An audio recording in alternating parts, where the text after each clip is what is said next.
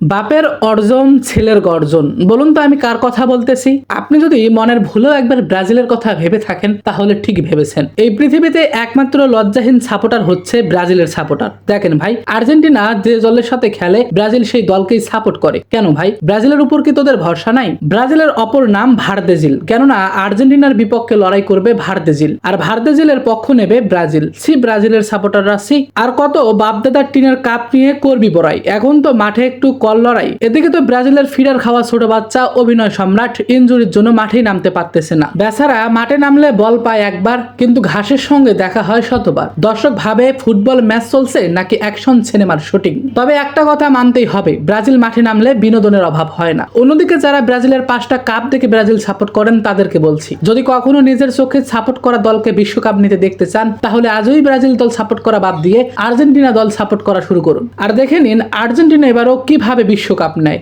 ধন্যবাদ। ট্রোলটা শুধু মাঠেই থাকুক, সম্পর্ক যেন মাঠের বাইরে ভালো থাকে।